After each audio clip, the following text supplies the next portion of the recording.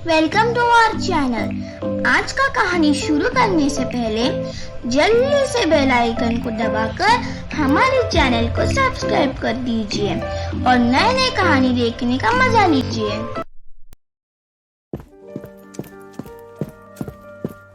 संध्या, क्या हुआ बेटा? तुम इतने खोई खोई से क्यों लग रही हो? सुबह से देख रही हूँ कि तुम चुपचाप हो। जब राजीव और उसके घर वाले आए थे तब भी तुम चुपचाप थी। क्या हुआ संध्या? तुम्हें राजीव पसंद नहीं आया? तुम इस रिश्ते से खुश नहीं हो क्या? नहीं माँ, ऐसी कोई बात नहीं है। राजीव मुझे बहुत पसंद आए। उनसे बात करके मुझे ये पता चला कि वो बहुत केयरिंग है। मैं इस रिश्ते से बहुत खुश हूँ माँ। तो फिर बात क्या है? तू इतनी चिंता में क्यों है? माँ, मेरी बीमारी की वजह से शादी से पहले मैं राजीव जी को मेरी बीमारी के बारे में बता देना चाहती हूँ, ताकि आगे जाके कुछ प्रॉब्लम ना हो। मैं नहीं चाहती कि उनको अंधेरे में रखकर मैं उनसे शादी करूँ। मैं नहीं चाहती कि राजीव जी को मेरी बीमारी के बारे में छुपाकर इस रिश्ते में आगे बढ़ूँ। मैं उन्हें सब कुछ बता देना चाहती हूँ माँ। नहीं संध्या, तू ऐसा कुछ नहीं करेगी। तुझे तेरी पापा की कसम। माँ, आप ये क्या कह रही हो? मैं जो कुछ भी कह रही हूँ वो तेरे लिए सही है संध्या। तेरी भलाई के लिए कह रही हूँ। तू राजीव को तेरी बीमारी के बारे में बताना चाहती है ना, तो जरूर बताना, लेकिन अब नहीं। तुम दोनों की शादी के बाद मौका देखकर उसे सब कुछ बता देना, लेकिन शादी से पहले नहीं बेटा। अगर राजीव और उसके घर वालों को तेरी बीमारी के बारे में पता चल जाएगा तो वो लोग ये रिश्ता तोड़ देंगे संध्या। अगर ये रिश्ता टूट गया तो तेरी और हमारी परिवार की बहुत बदनामी होगी बेटा। मैं तेरी आगे हाथ जोड़ती हूँ, तुझसे विनती करती हूँ संध्या कि तू राजीव को अभी तेरी बीमारी के बारे में कुछ मत बोल। माँ, ये आप क्या कह रहे हो? मैं ऐसे कैसे राजीव जी से सच्चाई छुपा सकती हूँ?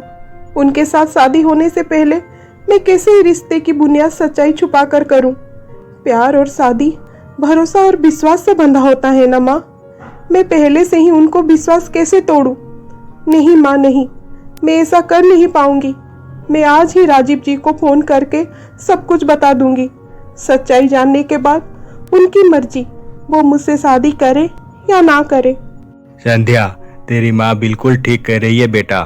तू राजीव को अब कुछ मत बोल, थोड़ा रुक जा। शादी के बाद उसे बता देना। पापा, आप भी माँ की तरफ से बोल रहे हो? आप दोनों मुझे अभी राजीव जी को सच्चाई बताने के लिए इसलिए मना कर रहे हो ना, क्योंकि आपको लग रहा है कि मेरी बीमारी के बारे में जानने के बाद राजीव जी शादी का रिश्ता तोड़ देंगे। आप जरा ये सोचिए, अगर शादी के बाद उन्हें मेरी बीमारी के बारे में पता चली तब क्या होगा? अगर उस वक्त वो मुझे छोड़ दिए तो, अगर मेरे साथ रिश्ता तोड़ दिए तो, तब क्या मेरी और हमारी परिवार की बदनामी नहीं होगी? पापा, आप बोलिए, तब क्या आप सबके सामने सर उठाकर चल पाएंगे? उसकी नौबत नहीं आएगा बेटा। यूएसए में एक बहुत अच्छे साइकियाट्रिस्ट है। मैं उन्हें तेरी सारी रिपोर्ट मेल में सेंड किया है। उनका ये कहना है कि तेरी ये बीमारी क्यूरेबल है। तू ठीक हो सकती है संध्या। तू अपनी एक नॉर्मल जिंदगी जी सकती है। वो बहुत जल्दी इंडिया वापस आने वाले हैं। वो आने के बाद वो तेरी ट्रीटमेंट करेंगे।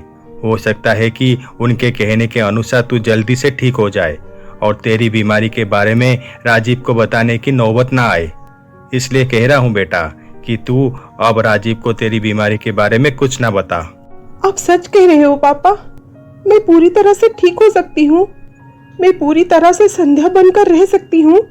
हाँ संध्या, तू पूरी तरह से ठीक हो पाएगी। थैंक यू पापा, आपने मेरी बहुत बड़ी प्रॉब्लम सॉल्व कर दी। अब तो बस मुझे उस डॉक्टर की इंतजार रहेगा। भगवान करे कि वो बहुत जल्दी इंडिया वापस आ जाए। देखते ही देखते शादी के दिन नजदीक आ जाता है। राजीव अपनी दोस्त रूपम को कॉल करता है। हेलो राजीव, कैसा है तू?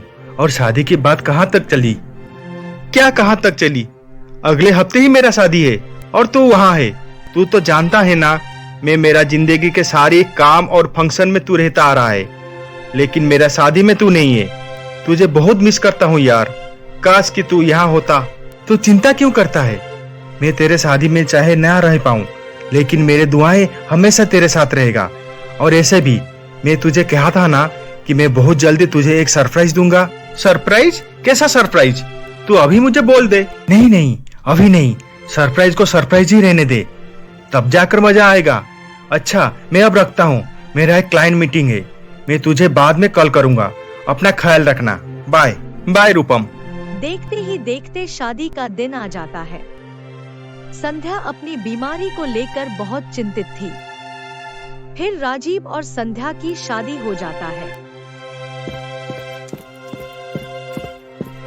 वाह संध्या, तुम तो आज बहुत सुंदर दिख रही हो। तुम्हें मेरी नजर ना लग जाए। क्या हुआ? आज भी तुम इतनी चुपचाप हो। उस दिन भी इतनी खोई खोई थी और आज भी ऐसी हो। कुछ नहीं, माँ पापा की याद आ रही थी, इसलिए चुप हूँ। अगर माँ पापा के याद आ रही है तो उनसे बात कर लो, लेकिन उदास मत रहो। और ऐसे भी 7 दिन के बाद तुम अपने माँ पापा के घर ऐसे भी जाने वाले हो, तो फिर जरा सा खुश हो जाओ। तभी रूपम का कॉल आता है। Happy marriage life Rajiv. Sandhya भाभी को मेरा विश दे देना। ऐसे तू अब क्या कर रहा है? मैं अब संध्या के पास हूँ। शादी में मैं तुझे बहुत मिस किया रूपम। और ऐसे भी तू मुझे कुछ सरप्राइज देना चाहता था। कहाँ है तेरा सरप्राइज? अरे थोड़ा सब्र तो कर मेरा दोस्त, बहुत जल्दी तेरा सरप्राइज तेरे सामने होगा और तू उसे देखकर बहुत खुश हो जाएगा। अच्छा, मैं अब रखता हूँ।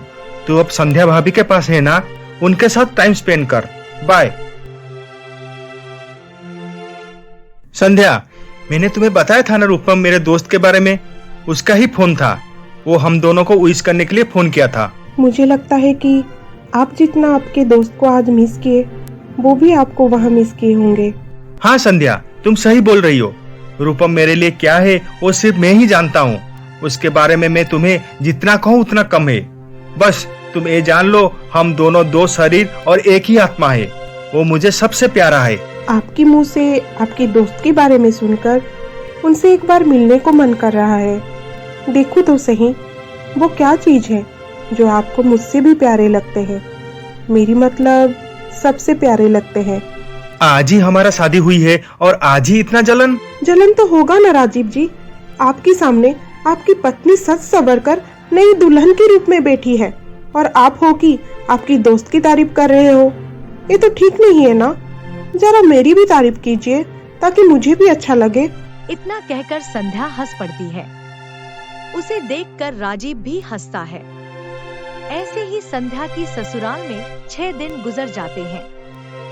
7वां दिन में पग फेरे की रस्म के लिए संध्या की पापा उसे लेने उसकी ससुराल आते हैं।